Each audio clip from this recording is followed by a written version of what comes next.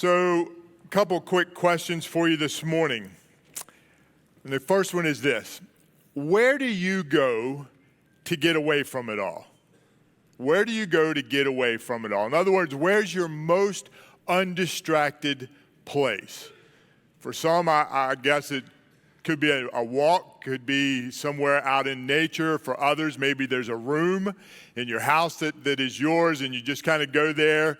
Maybe there's the man cave or the she shed or something like that, just your space. So here's what I want to really ask you, though, is how often do you go there? Why do you go there? Because usually it's more than just to get away from it all. So why do you go there? And then this big question for me is why do you not go there more often than you do? Why do you not go there more often than you do? Now, as you're thinking about that, let me just take a moment and welcome you here in Mechanicsville, online, Scottsville. I'm so glad that you guys are here and part of the conversation today. And also, I want to just give a special invitation. Again, we've been talking about this, but tonight we're having Vision Night here at the Mechanicsville campus at 6 o'clock. I really want to invite you to come and be a part of this tonight. I'm looking forward to sharing some things with you, but I'm really looking forward to us just seeking God together as we begin this new year. So I hope that you'll make every effort to be here. We will not be broadcasting this. This is going to be just for us, and so I hope that you'll take time and just come and be a part of that. So we've been in this series where we're talking about living undistracted in a very distracted world. We said it's important that we recognize our distractions because distractions come at a huge cost, don't they? And we've been talking about some of that. David Rock wrote a book, and the book is very interesting. Just the title, he says, "Your Brain at Work, Strategies for Overcoming Distractions, Regaining Focus, and Working Smarter All Day Long." Here's what he says. He says, distractions are everywhere. And with the always-on technologies of today, they take a heavy toll on us. One study found, for example, that office distractions eat up an average of 2.1 hours a day. Another study published in 2005 found that employees spend an average of 11 minutes on a project before being distracted. Now, I thought, man, that was 2005. I can only imagine how much shorter that probably is today. He goes on, he says, after an interruption, it takes 25 minutes to return to the original task that we were working on, or to return to what we were thinking about. He says people switch activities every 3 minutes, either to make a call, to answer one, to speak with someone, or to work on some sort of document. He goes on, he says, distractions are not just frustrating, they are exhausting. By the time you get back to where you were, your ability to stay focused goes way down even further because you have even less glucose available now. He says change focus 10 times an hour, one study showed. People in offices do it as much as 20 times a day.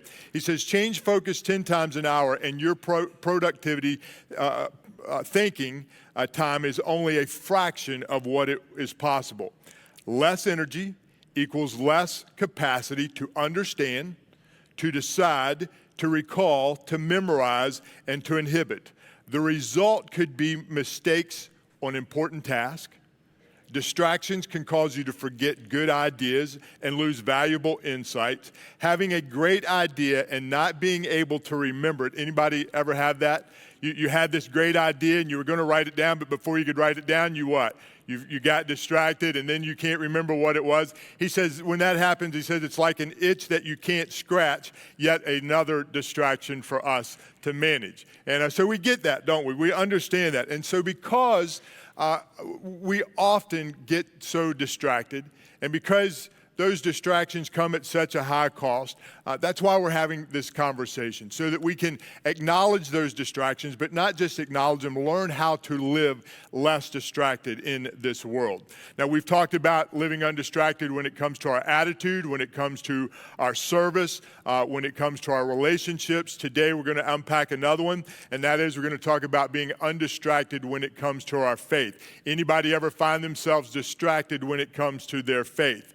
Yeah, we all have. See if you can't relate to this. Drew, I've just been feeling so blah lately, you know? I mean, I'm just thinking about the Bible and how it talks about how God was the same yesterday, today, and forever. And if that's true, then why can't I hear him speaking? I'm sorry, I'll talk louder next time. What? Well, I mean, I wasn't saying anything, but I mean, I can talk louder if that'll help you. What are you talking about? Well, I wasn't talking then, but you couldn't hear me, so I'll talk louder. No, I'm talking about God. Why can't I hear God speak? Oh. Are you even listening to me? Yeah, I'm totally tracking with you. Really? Yeah, absolutely. Okay, well, if that's true, then maybe you can tell me, like, what is the problem? I mean, why can't I hear him like he was talking back in the day? Well, you can. I mean, that's what the Bible's for, right? Well, yeah, I mean, the Bible is awesome, but I just feel like I'm missing something. Like, it should be deeper or something personal, you know? I don't know. I mean, I've never heard him, but let me look it up. Look it up? Just take a second. No, you don't just look it up. I mean, that doesn't even make any... Don't distract me, please. What? Don't distract me, please. Distract you? Yeah, I can't thumb type and you talking. Hey, pizza's on sale. Oh, that makes total sense. I know, because it's a weekend. No, what you said about distracting. I did? Yes, maybe that's what the problem is. Okay. I mean, we never, ever just stop and listen.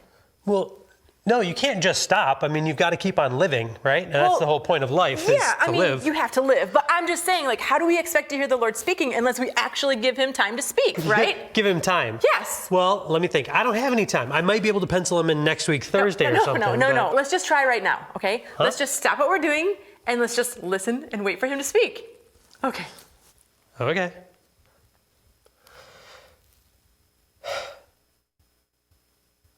Okay, that was great. I gotta go do laundry. No. You can't just do it in 2 seconds, okay? Well, that was time, No, right? No. Okay, look, just sit down, okay? And All we right. are just gonna stop and give time to God and let him speak, okay? Okay. Okay.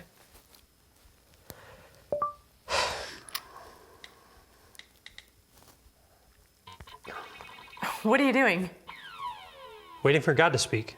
No, you're playing on your phone. No, I'm multitasking. It's fine. Oh, okay. Can I see that? What? Oh, that's great. Okay, so Hey. what we're doing here is we're stopping what we're doing and we're listening for the Lord. That's what I've been doing. Yeah, so let's try again.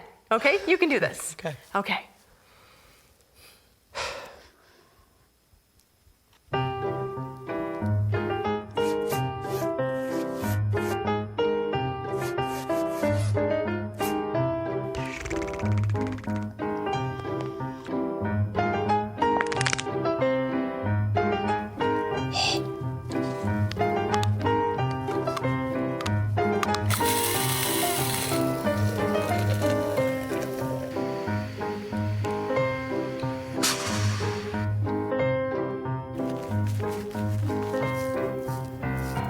Drew, what is your problem? What? This is taking way too long and it's not even working. If you're not going to take this seriously, I'm going to go do it somewhere else. Take what seriously? Me waiting for God to talk to me? Come on, I told you God doesn't speak anymore.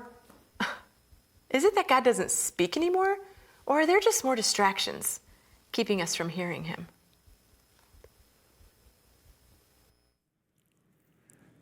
How many of you find it hard to just stop and listen? Stopping we can do sometimes, but that listening part is the hard part, isn't it? Because the moment we stop, all these other things start flooding into our mind, and next thing you know, we're chasing rabbits or who knows what we're doing. All right, well, today we're going to look at a story in the Bible that I think will help us learn how to live undistracted, especially when it comes to our faith. Now, the biblical context for our conversation today is centered around something that happened in the very early morning hours one morning in the middle of the Sea of Galilee. Now, just to give you a little bit of context as far as this goes, the Sea of Galilee really isn't a sea. It's actually a lake. Traditionally, it's called a sea, but by all definitions of what a lake is, and even what a sea is, it doesn't make that. So the lake is also known on modern maps today as Lake Galilee, or maybe even Lake Tiberias.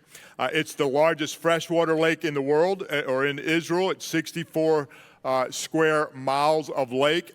At 695 feet below sea level, it's the lowest freshwater lake on Earth. Only second to the lowest lake in the world after the Dead Sea, which is actually a saltwater lake. Now, just to be honest with you, none of what I just told you is important, all right?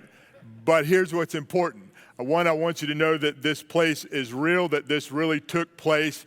And but I think you'll find out what is really important is what took place there. So if you have have your Bible, go ahead and turn to Matthew chapter 14 this morning. And we're going to look at something that took place there. On this particular morning, the laws of nature were disrupted. The impossible happened. But even that's not the most important thing that happened that night. There's a couple life lessons that happened at this event that I want to share with you that I think will help us when it comes to our faith and getting distracted. And more importantly, I think we'll be able to relate to it, but especially the second part of this of learning how to become undistracted when it comes to our faith. Now, we're going to jump right into the story, Matthew chapter 14. We're going to pick up in verse 22, and here's what it says. Jesus quickly, everybody say quickly.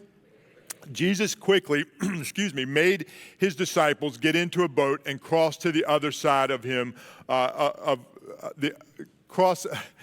me try that again, and cross to the other side ahead of him while he sent the people away. So, interesting, I've never read some of this in this context, but it's like, okay, why did he quickly do this? Now, this immediately follows one of the biggest miracles that ever happened, and that is the feeding of the 5,000. If you're watching The Chosen, just to spoiler alert, that's coming up in one of their next two scenes, and so if you're a big Chosen fan, I know I can't wait to watch this. They tell me it's going to be awesome, but just to put it in perspective, that's what just happened. In fact, he fed 5,000. Many think it was as many as 15,000 with just a few pieces of bread and a few pieces of fish. And so that has just happened. And so maybe Jesus seizing the opportunity, seizing the moment, he looks at the crowd. They're satisfied for a second. He quickly hurries the disciples off because he's about to take advantage of the moment. And then he sends the people away. And then it says this, verse 23. After sending the people away, he went up a mountain to pray by himself. When evening came, he was there alone.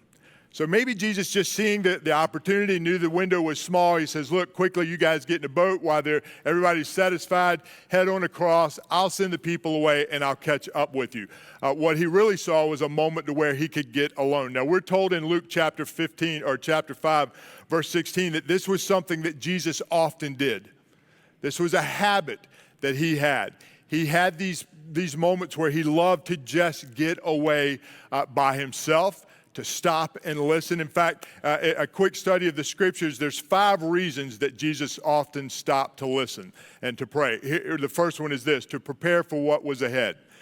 Jesus, for example, after being baptized, and right before he started his earthly ministry, he went away for 40 days. He got off to himself, just to stop and listen. I think to make sure that he never got undistracted from what God the Father was calling him to do. A second reason that he often got away was to recharge after a hard season.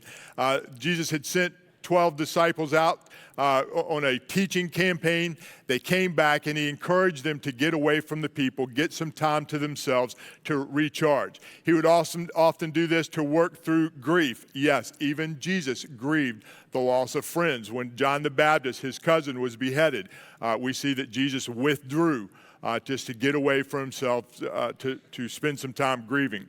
Often before making a big decision, before Jesus chose the 12, the disciples, we're told that he withdrew to a solitude place just to pray, and I think to seek God before he made this big decision. Another one was in times of distress, hours before he was arrested, before he would be hung on a cross. We know that he withdrew from his disciples just to get away for a few moments to pray and to really to agonize with the Father over about what was to happen. So even Jesus knew the value of this stop and pray habit, to stop and listen. He understood the value of that. And again, because I think he knew that this was what kept him from getting distracted from all the distractions that were often around him. And so if Jesus knew that, then maybe there's something there for us. So Jesus is off by himself praying. So let's check in now with where the disciples are. Remember, he's put them in a boat and he sent them away. Verse 24, it says, the boat, now hundreds of yards from shore, was being thrown around by the waves because it was going against the wind. I don't know if you've ever been in a boat fighting against waves and wind. I remember this one time, been out fishing with my dad and a couple other folks, and we'd been up in this creek. It was nice and calm. We came out of the creek onto the main lake, and where we needed to go, the wind was blowing straight at us, and the waves were just beating against us. Now, we were in a boat with a gas-powered motor, and we could barely keep the front of the boat up. It was still taking waves over the front. By the time we got to the other side, the boat was full of water, and we were a nervous wreck. So I can only imagine what was going on with these guys, because they don't have a motor. All they've got is oars or paddles. And I can imagine that they are paddling for their lives, and they're going against the wind, and they're not making a whole lot of progress as they go along. So just to set that up. Now, there's a part to this story that I've never thought about, and that's the humor that happens next in this story. And I want to set this up. First of all, while I think there's some humorous pieces in it, I also want to say, listen, Jesus knew what was going on with these guys. Yes, he'd put them in a boat. He'd sent them across. He was very much aware, even though he was up there praying on the mountain and doing what he could to stay focused in his relationship with God the Father, he was aware of what was going on with these guys, and he had their back. Now, they, like us, probably didn't feel it at the moment, but he did. So I want to pick up. So verse 25 says this: between 3 and 6 o'clock in the morning, he came to them walking on the sea. Now, they had seen Jesus do a lot of amazing things, but this is one thing they had never seen Jesus do. He had healed the sick. They'd actually seen him raise the dead, but to walk on water, well, this was a new deal. So it's the last thing that they are expecting at this moment. In fact, verse 26 says this: when the disciples saw him walking on the sea, they were what? They were startled? No, they were terrified. Understand this word and what this means. Listen, they weren't caught off guard and like, oh, wow, who's that? No, it says they were terrified. I mean, scared to death. In fact, it goes on, it says, they said, it's a ghost, and they began to what? Everybody scream. Wow, that was good. Man, I really didn't expect you to do that. But that's what these guys, you startled me and almost made me scream. But that's where these guys, that's how scared they were. Have you ever had that moment where something happens, you don't see it coming, and your only reaction, the only way you can respond to it is to do just what you did, scream? Anybody been there? Maybe it looks something like this. What?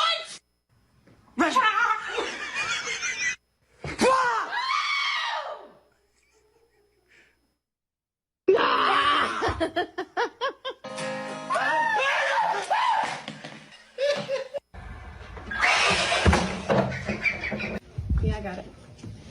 See? Yeah, okay. All right, see, I just...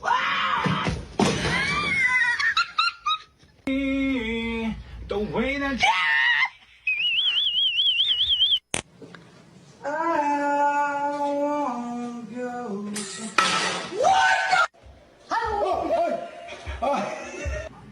What are you doing? Stop it! Whoops. Somebody once told me the world is gonna roll me. I ain't the sharpest tool in the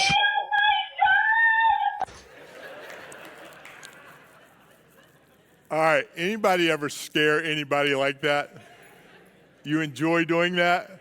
I know I do. My wife hates it. So she's often the one who's on the end of those kind of moments. So I want you to understand that this is where these guys are at, all right? They don't scare easy. All right, and they're used to the water. They're used to being in storms. It's not their first storm, but somebody walking on the water in the middle of the early morning hours would startle anybody, and not just startle them, it would scare them. And so I just envision that they're sitting there, in this moment, and when they see that, that's kind of the reaction that they had to that. Now, I love what happens next. Verse 27. Jesus, laughing, said, calm down. No, it doesn't say he was laughing, but I really think he was laughing at that moment. I think there are moments in Scripture where we see that Jesus did have a sense of humor.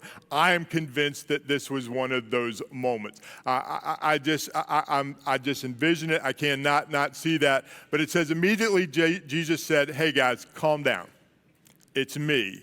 Don't be afraid. And then Peter gets this crazy idea. Now imagine, they're out in the sea, the boat is rocked, they're doing everything that they can. This person who they realize is now Jesus walks up, scares the bejesus out of them, whatever the bejesus is, and they scream like little kids or whatever, and then Peter's like, whoa, that's Jesus. And so he gets this idea. Verse 28, Jesus answered, Lord, if it is you, order me to come to you on the water. Now just think about that. Maybe it's a knee-jerk reaction. I don't know. I don't know what would possess Peter to even think that he could do that, other than if you watch The Chosen, and yes, I keep pushing that, but doesn't this just, those of you who are watching it, doesn't this kind of fit Peter's personality? I can see, a Peter doing that. It just, hey, if Jesus can do this, maybe I can too. And so he asked for Jesus to give him permission. To which, verse 29, Jesus said, come. So Peter got out of the boat and walked on water towards Jesus. I want you to imagine that moment. I want you to imagine the other 11 guys in the boat who are scared to death out of their mind right now and probably trying to gather themselves. And here's Peter. Imagine Peter.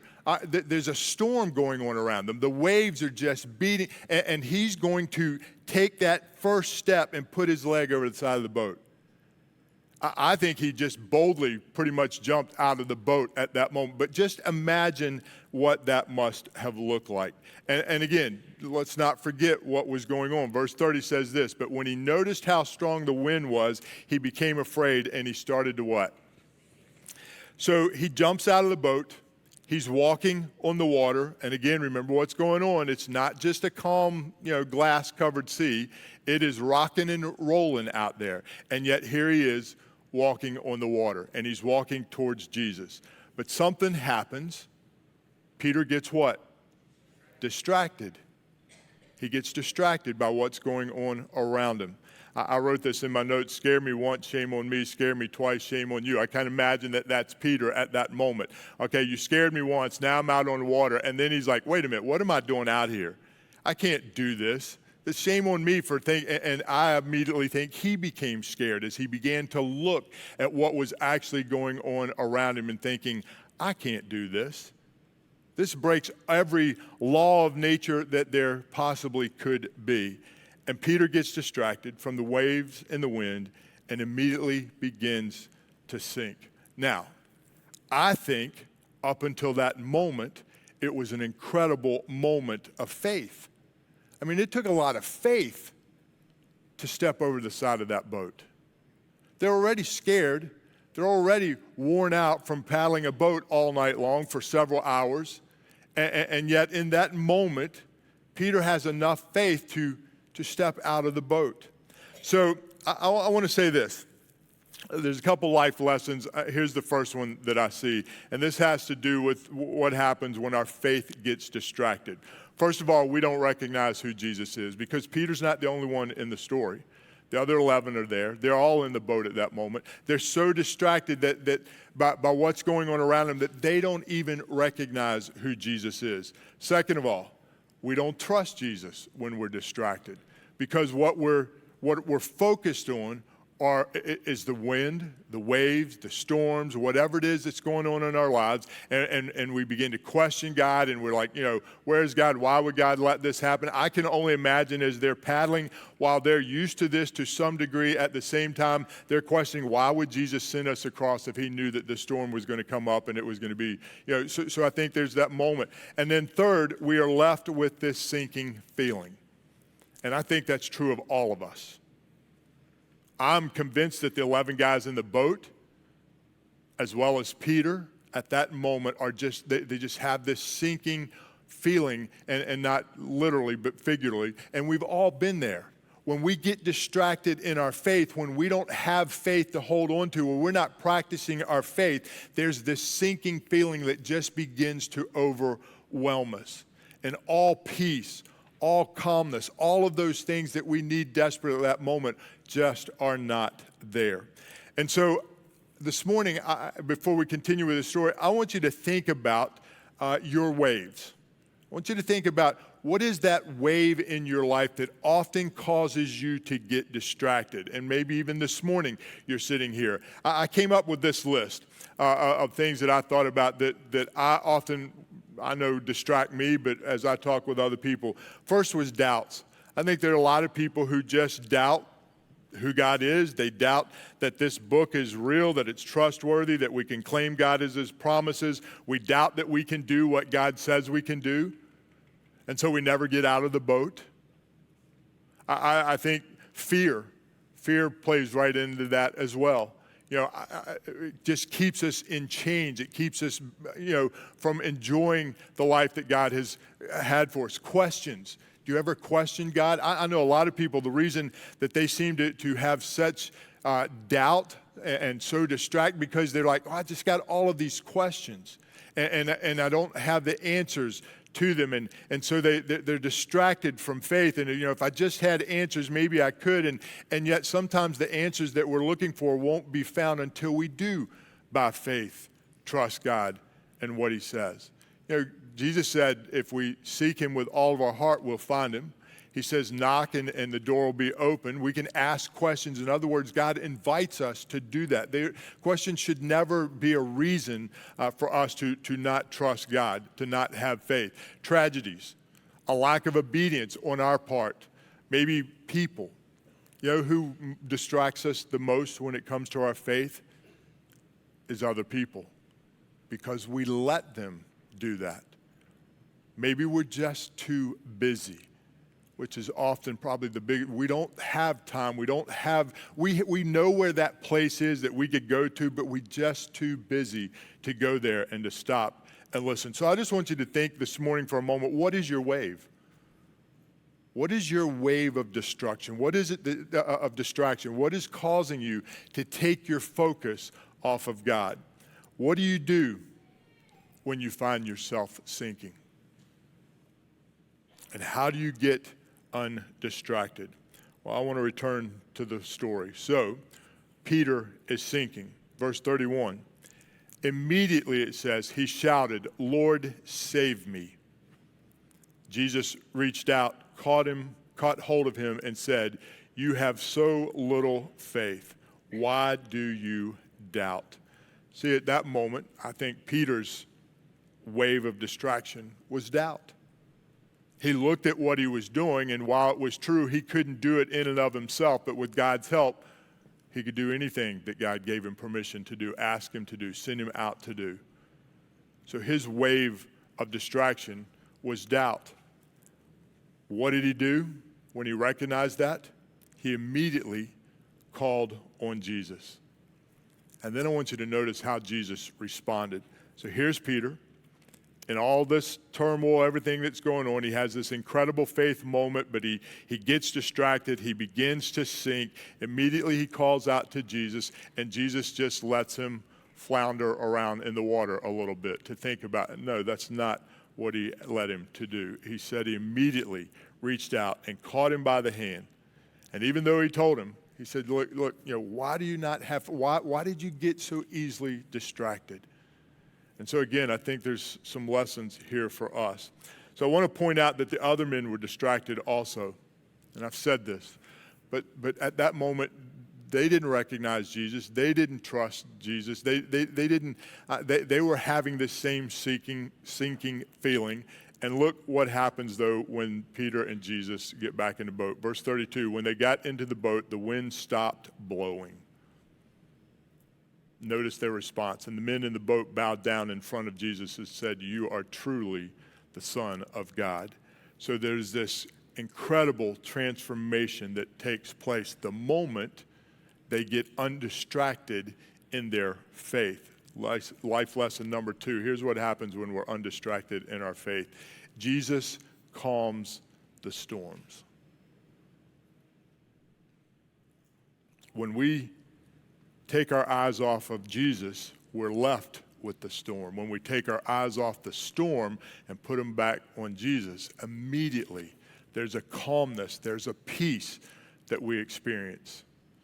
At that moment, we're able to worship Jesus undistracted. So often the reason that we can't even enjoy a few moments here in an hour on a Sunday morning, being in God's presence, being with God's people, is because we're so distracted.